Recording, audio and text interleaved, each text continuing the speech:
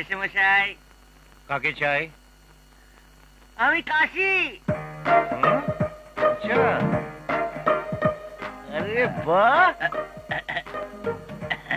এ তো চেনাই যাচ্ছে না।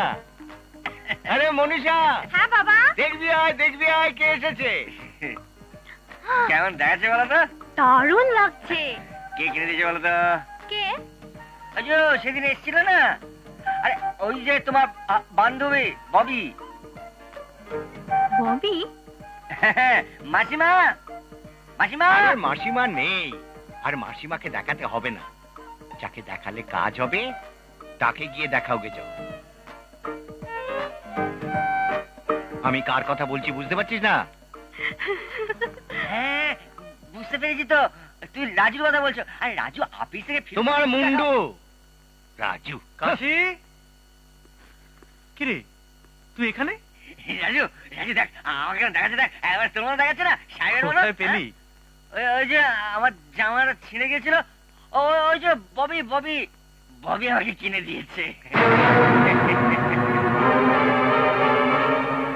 চল কোথায়? ওপরে চল। কেন?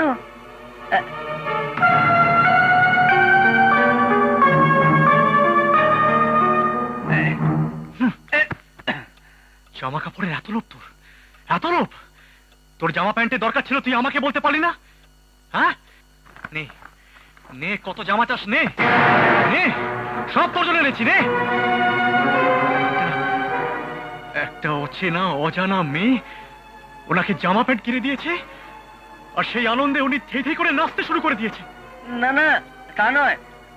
আসলে দেখ না, ইয়ে আমার ওই জামাটা ছিঁড়ে গেছিল। জামা ছিঁড়ে গিয়েছিল? তা আমি তোকে কিনে দিতাম না বল?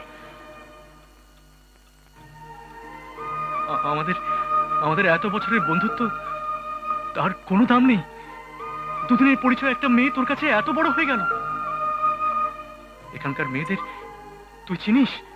হাহ, আজ তোকে জামা প্যান্ট কিনে দিয়েছে, কালকে তোকে নিয়ে ঘুরতে যাবে, পরশু ওর বাবার সঙ্গে আলাপ করিয়ে দেবে, তারপর বিয়ে করে বাড়িতে পুতুলের মতো সাজিয়ে রেখে বাইরে ফুর্তি করে বেড়াবে।